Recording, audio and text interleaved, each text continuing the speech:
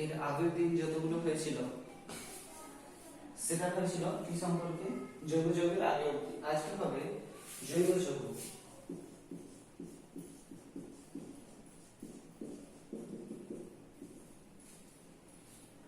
তাহলে জৈব যৌগ যখন আসছে তখন আমরা বলে দেব যে যে সমস্ত যৌগের মুখ্য উপাদান হিসেবে কার্বন, হাইড্রোজেন, অক্সিজেন আর নাইট্রোজেন থাকে, তাহলে যে সমস্ত যৌগের মুখ্য উপাদান হিসেবে কার্বন, হাইড্রোজেন, অক্সিজেন ও নাইট্রোজেন থাকে এবং যেগুলো পরিবেশে গঠিত হতে পারে না বা পরিবেশে নিজে থেকে তৈরি হতে পারে না, যেগুলোকে জীবেরা বিভিন্ন বিক্রিয়ার মাধ্যমে তৈরি করে তাকে বলা হবে জৈব যৌগ। তাহলে যে সমস্ত যৌগ কার্বন, হাইড্রোজেন ও অক্সিজেন ও নাইট্রোজেন দিয়ে তৈরি এবং যেগুলো পরিবেশে নিজে থেকে তৈরি হতে পারে না, অন্যান্য প্রাণীরা বা উদ্ভিদেরা নিজে থেকে তৈরি করে রাসায়নিক বিক্রিয়ার মাধ্যমে, তাকে বলা হবে জৈব যৌগ। এবার জৈব যৌগের মধ্যে তিনটা ভাগ আছে সেটা বলেছিলাম। তাহলে জৈব যৌগকে যদি ভাগ করা হয় তাহলে প্রথমটা হচ্ছে শর্করা, দ্বিতীয়টা হচ্ছে লিপিড বা ফ্যাট,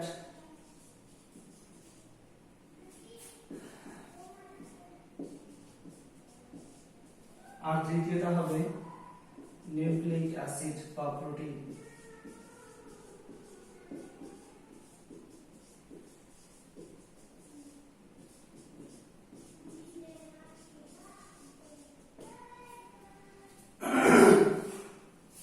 তাহলে শর্করা, লিপিড বা ফ্যাট, নিউক্লিক অ্যাসিড। তাহলে শর্করার মুখ্য উপাদান হিসেবে কি কি থাকে? তাহলে শর্করার সাধারণ সংকেত যদি বলা হয় তাহলে হবে CnH2nOn, CnH2nOn।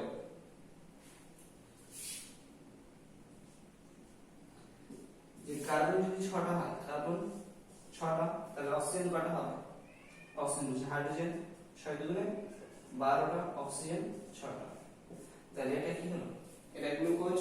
তাহলে গ্লুকোজের সাধারণ সংকেত, তাহলে এটা হচ্ছে এর সাধারণ সংকেত হচ্ছে CnH2nO প্লাস এখানে আরেকটা জিনিস থাকে সেটা হচ্ছে H2O, এক্সট্রা করে H2O লেখা থাকে। তাহলে এটা হচ্ছে শর্করার সাধারণ সংকেত। তাহলে এখানে এটা গ্লুকোজ, আপনার ফ্রুক্টোজ হতে পারে, গ্যালাক্টোজ হতে পারে, এরপর পরপর আছে যেগুলো, তাহলে সেগুলো হচ্ছে শর্করার উদাহরণ। লিপিডের তো পাশে লিখে দেওয়া আছে ফ্যাট। তাহলে শর্করার কি কাজ? শর্করার কাজ হচ্ছে যে শরীরের মধ্যে শক্তি যোগান দেয়া।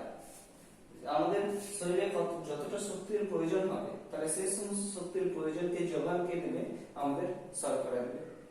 তাহলে শরীরের মধ্যে শর্করা বা শক্তির যোগান দেওয়া কাজটাই হচ্ছে শর্করা। এখানে একটা প্রশ্ন আছে যে জ্বালানি খাদ্য কাকে বলে? জ্বালানি খাদ্য হচ্ছে যে খাদ্যকে আমরা ব্যবহার করে, যে খাদ্যটাকে আমরা ব্যবহার করে নিজের বৃদ্ধি সাধন ঘটায়।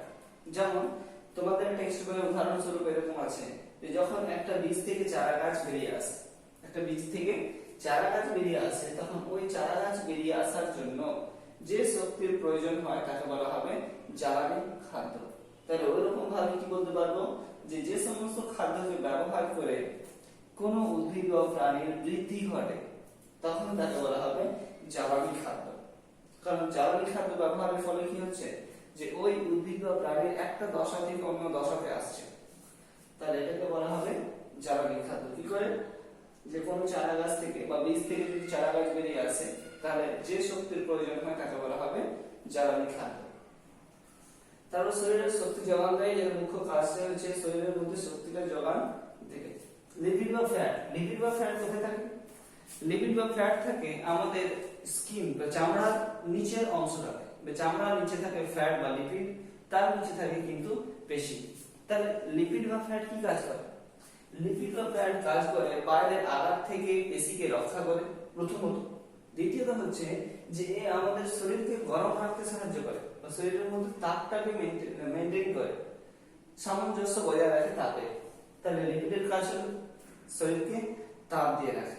তাহলে শীত প্রধান দেশে বা যখন শীতকাল আসে তখন বেশি বেশি করে লিপিড যুক্ত খাদ্য খেতে বলা হয় বা প্রোটিন যুক্ত খাদ্য খেতে বলা হয়। কারণ ওরা কি করে শরীরের মধ্যে তাপটা বজায় রাখতে সাহায্য করে।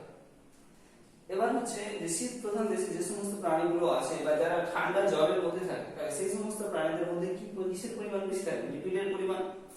যেমন যদি আমরা ডলফিন মাছ আর তিমি মাছকে দেখে নিই তাহলে দেখতে পাবো যে তাদের শরীরে চর্বির পরিমাণ খুব বেশি থাকে। তাহলে এই চর্বির পরিমাণ বেশি থাকার কারণ হচ্ছে যে তাদের শরীরের তাপমাত্রাটা যোগান দিতে পারে গিয়ে এই লিপিড বা ফ্যাট। তাছাড়া শীত ভালো, এদের মধ্যে লিপিড থাকে কারণ ওরা শীত প্রধান দেশের ভালো। তাহলে লিপিডের কাজ হবে এটা। এরপরে হচ্ছে nucleic acid.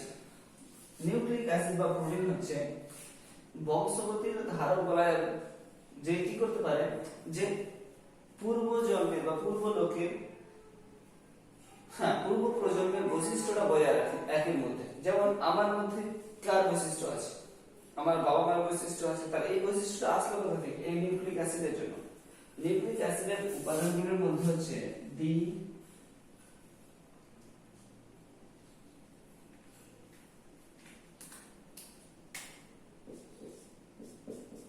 DNA, RNA. DNA RNA মানে হলো ডিঅক্সিরাইবোনিউক্লিক অ্যাসিড আর এটা হচ্ছে রাইবোনিউক্লিক অ্যাসিড। ডিঅক্সিরাইবোনিউক্লিক অ্যাসিড এরকম থাকে, পরপর তৈরি করে যাবে পরপর। এদের মধ্যে কি থাকে? বিভিন্ন প্রকারের দাগ থাকে, এই দাগগুলোর মধ্যে থাকে আবার বিভিন্ন প্রকারের অ্যাসিড, নিউক্লিক অ্যাসিড। তাহলে ডিএনএ আরএনএ থাকে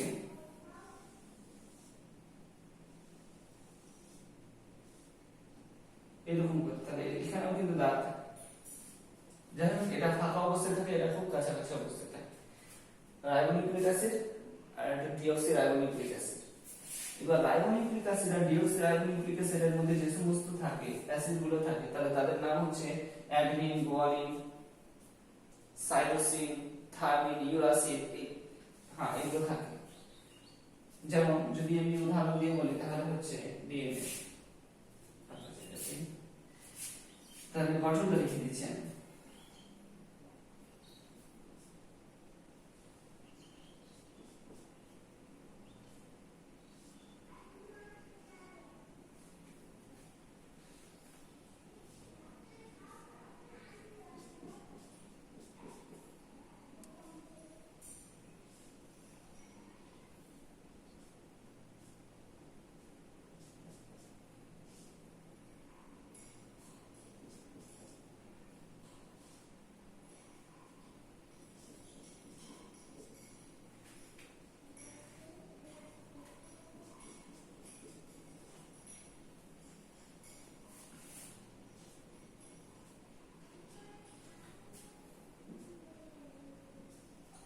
এতে যেটা গঠন হচ্ছে সেটা হচ্ছে অ্যাডেনিনের গঠন। এগুলো পরবর্তীতে জানতে পারবে যে প্রত্যেকটা যেখানে যেখানে যুক্ত আছে, যেখানে কোনো কিছু নেই তাহলে সেখানে কি আছে? কার্বন আছে। কার্বনের সাথে মিলে দেবো, দেখো এখানে এখানে কি আছে? একটা, দুটো, তিনটা আছে বন্ধু। তাহলে এখানে মাঝখানে আছে CH। তাহলে কার্বনের সাথে একটা হাইড্রোজেন, একটা হলো, একটা, দুটো, তিনটা, তাহলে চারটা হয়ে গেল কার্বনের সাথে। তাহলে যেখানে যেখানে যুক্ত অবস্থা আছে এখানে CH আছে, এখানে CH2 আছে, এখানে CH আছে, এখানে CH2 আছে। তাহলে যেখানে যেখানে যুক্ত আছে তাহলে সেখানে সেখানে আছে CH অথবা CH2। তাহলে এটা হচ্ছে অ্যাডেনিন। এটাও হবে, দেখো এখানে এর আগের বার হয়তো বলেছিলাম।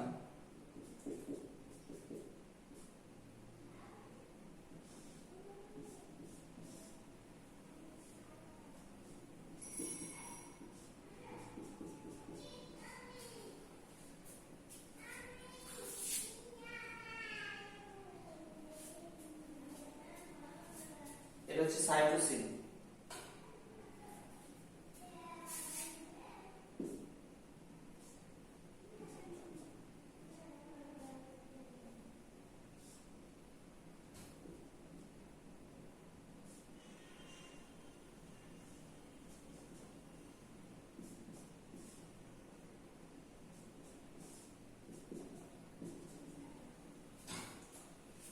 এটা হচ্ছে ইউরাসিল। তাহলে এরকম করে বিভিন্ন নিউক্লিক অ্যাসিড আছে। ইউরাসিল অ্যাসিডের পাশে যদি আবার এখানে একটা দাগ দিয়ে দেওয়া হয় তাহলে সেটা হলো আবার থায়ামিন।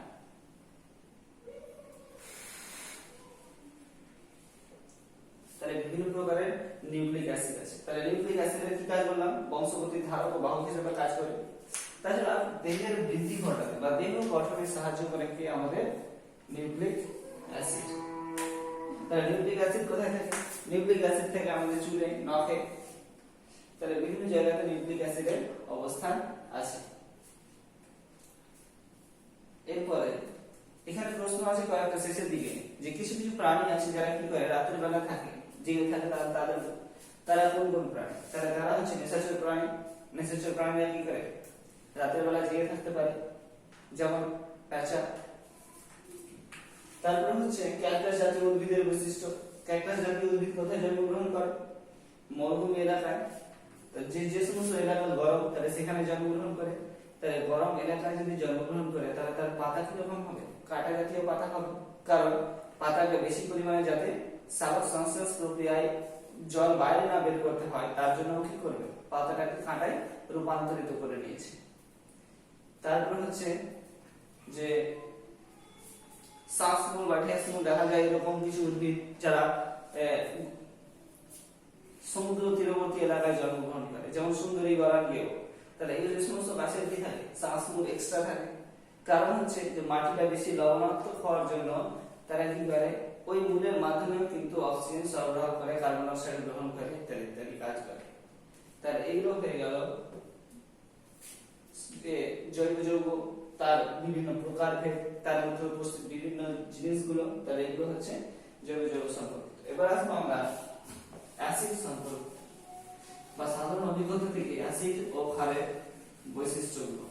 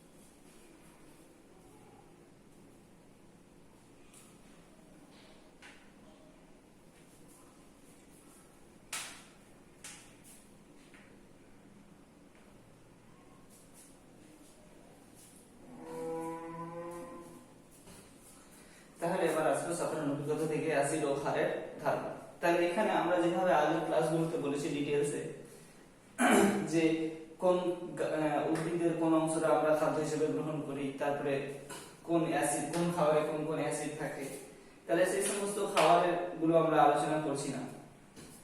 যেমন খাবারের মধ্যে যদি বলেছিলাম তাহলে কারো বিট খায়, কারো বিট বলছি, কারো মূল খায়, কারো কাণ্ড খায়, কারো পাতা খায়। তাহলে এই সমস্ত জিনিসগুলো আমরা জানি। সাধারণ কথাটা এখানে বলা ছিল সেটা হচ্ছে যে খাবারগুলো কি রকম হয়, কোনটা মিষ্টি হয়, কোনটা টক হয়। তাহলে টক হয় কেন? তাহলে তার মধ্যে এমন কিছু থাকে তার জন্য টক মনে হয়। সেই এমন কিছু কি থাকে? তাহলে সেই এমন কিছু যেটা থাকে সেটাকে বলা হচ্ছে অম্ল বা অ্যাসিড। যেমন বিভিন্ন খাবার, যেমন লেবুতে কি থাকে? সাইট্রিক অ্যাসিড থাকে, অ্যাসকর্বিক অ্যাসিড থাকে। ভিনিগারে কি থাকে? ভিনিগারে অ্যাসিডিক অ্যাসিড থাকে। তারপরে টার্টারিক অ্যাসিড থাকে, ট্যানিক অ্যাসিড থাকে। তাহলে বিভিন্ন প্রকারের অ্যাসিড হচ্ছে যেগুলো আমরা পরিচিত হয়েছি, আগে থেকে পরিচিত হয়ে গেছে অ্যাসিডগুলোর সাথে, যে কোন খাবারে কোন কোন অ্যাসিড থাকে। এবার হচ্ছে এই অ্যাসিডগুলো কোন কোন কাজে ব্যবহার করা হয়। যেমন ভিনিগার কি কাজে ব্যবহার করা হয়? এটা প্রশ্ন আসতে পারে যে ভিনিগার বা তিনটে অ্যাসিডের নাম দিয়ে দিল, বলে দিল যে এই সমস্ত অ্যাসিড কি কি কাজে ব্যবহার করা হয়। তাহলে ভিনিগার কি কাজে ব্যবহার করা হয়? তাহলে ভিনিগার ব্যবহার করা হয় আচার প্রস্তুত করতে বা আচার তৈরি করতে, তাহলে ভিনিগার আচার তৈরি করতে।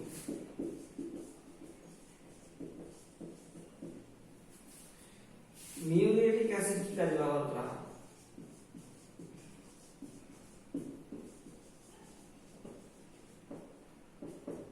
এবার মিউরিয়েটিক অ্যাসিডটা হচ্ছে HCl,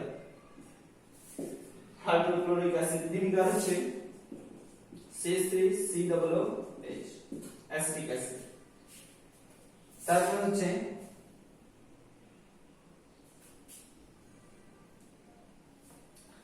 তাহলে মিউরিয়েটিক অ্যাসিড কি কাজে ব্যবহার করা হয়? মিউরিয়েটিক অ্যাসিড ব্যবহার করা হবে পায়খানা পরিষ্কার বা বাথরুম টয়লেট পরিষ্কার করতে। তাহলে এই বিভিন্ন প্রকারের অ্যাসিডের ব্যবহার যেগুলো আছে সেগুলো আমরা দেখে নেব বইতে।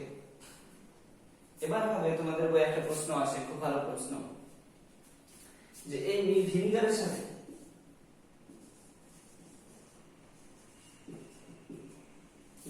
সাথে যদি আমি খাবার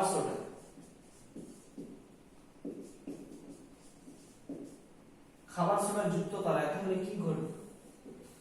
তাহলে আমাদের জানতে হবে যে ভিনিগারটা কি আছে। তাহলে ভিনিগারটা হচ্ছে CH3COOH প্লাস খাবার সোডাটা হচ্ছে NaHCO3, সোডিয়াম বাইকার্বনেট। সোডিয়াম আর HCO3 মানে হচ্ছে বাইকার্বনেট। তাহলে সোডিয়াম বাইকার্বনেটটা হচ্ছে খাবার সোডা। তাহলে এদেরকে যদি যুক্ত করানো হয় তাহলে তৈরি হবে CH3COOH Na plus H2O plus CO2। তাহলে অ্যাসিডিক অ্যাসিডের সাথে যদি সোডিয়াম বাইকার্বনেট যুক্ত করা হয় তাহলে এই সোডিয়ামটা এই হাইড্রোজেন যে সরিয়ে দিয়ে তৈরি করলো সোডিয়াম অ্যাসিটেট, আর এই হাইড্রোজেন পরস্পরের সাথে যুক্ত হলো এবং এখান থেকে একটা অক্সিজেন নিয়ে তৈরি করলো জল। আর কার্বন ডাই অক্সাইড এই যে CO3 থেকে একটা অক্সিজেন জল নিয়ে নিয়েছে এই হাইড্রোজেন, তাহলে এখানে বেঁচে থাকলো CO2। তাহলে এখান থেকে কার্বন ডাই অক্সাইড গ্যাস কি হবে? বাইরে বেরিয়ে যাবে, বুদবুদ আকারে বাইরে বেরোবে। তাহলে বিক্রিয়াটা কি ছিল? যে ভিনিগারের সাথে যদি খাবার সোডা মিশ্রিত করে দেওয়া হয় তাহলে ভিনিগার অ্যাসিডিক অ্যাসিড, খাবার সোডা সোডিয়াম বাইকার্বনেট যুক্ত করা হলো, সোডিয়াম অ্যাসিডেট তৈরি হলো, জল তৈরি হলো, আর কার্বন ডাই অক্সাইড বুদবুদ আকারে বাইরে বেরিয়ে গেল। এরপরে হবে তাহলে অ্যাসিড কাকে বলবো? অ্যাসিড বলা হবে বিজ্ঞানী আর্হেনিয়াসের মতে যে সমস্ত যৌগ জলীয় দ্রবণে বিয়োজিত হয়ে H+ আয়ন দেয়। তাহলে HCl প্লাস জলীয় দ্রবণ হতে H2O যুক্ত হলো, দিয়ে তৈরি করলো H+ plus Cl minus plus H2O। আসলে এটা বিক্রিয়া এটা যেটা তৈরি করবে সেই অবস্থাতে সবসময় থাকে না, তার তৈরি করে কি H3O plus plus Cl minus. তাহলে যে সমস্ত যৌগ জলীয় দ্রবণে বিয়োজিত হয়ে H+ আয়ন উৎপন্ন করে তাকে বলা হবে অ্যাসিড। বিজ্ঞানী আর্হেনিয়াসের মতে এমন কিছু যৌগ আছে যারা জলীয় দ্রবণে বিয়োজিত না হয়ে অ্যামোনিয়ার দ্রবণে বিয়োজিত হয়, তাহলে তাদেরকেও আবার অ্যাসিড বলা যাবে। যেমন অ্যামোনিয়াম ক্লোরাইড NH4Cl, এই জলীয় দ্রবণে বিয়োজিত না হয়ে অ্যামোনিয়ার জলীয় দ্রবণে বিয়োজিত হয়, অ্যামোনিয়ার দ্রবণে বিয়োজিত হয়ে NH4+ আয়ন উৎপন্ন করে, তাহলে তাকে বলবো আমরা অ্যাসিড। তাহলে অ্যাসিড কাকে বলবো? যে সমস্ত যৌগ বিজ্ঞানী আর্হেনিয়াসের মতে যে সমস্ত যৌগ জলীয় দ্রবণে বিয়োজিত হয়ে H+ আয়ন উৎপন্ন করে তাকে বলবো আমরা অ্যাসিড। অ্যাসিডের এবার ব্যবহার করব, অ্যাসিডের বৈশিষ্ট্য করব, এরপর হবে তাহলে এবার তাহলে অ্যাসিডের স্বাদ করতে হবে। অ্যাসিডের স্বাদ সবসময় কি হয়? অম্ল জাতীয়, টক টাইপ। তারপরে অ্যাসিডের মধ্যে বিভিন্ন ভাগ আছে, যেমন sulphuric acid, acetic acid, nitric acid. তাহলে এই সমস্ত অ্যাসিডের ব্যবহার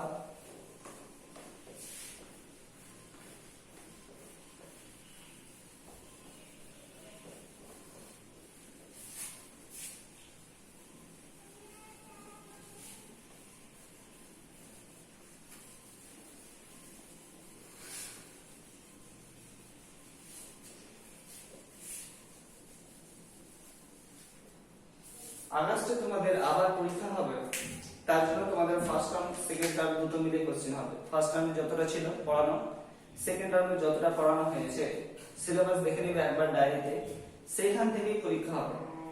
আর সেখান থেকে খুব ভালো করে পড়ো, যাতে ভালো করে নাম্বার পেতে পারো, শিক্ষা নিতে পারো ভালো করে, যাতে পরবর্তী ক্লাসে অসুবিধা না হয়।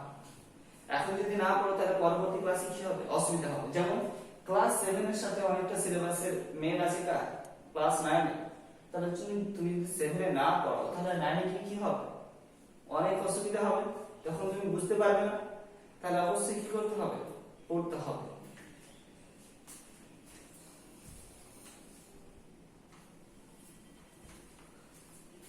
আজ এতটাই থাক, এর পরের দিন থেকে খান পড়াবো। আজকে অ্যাসিড অবধি হবে।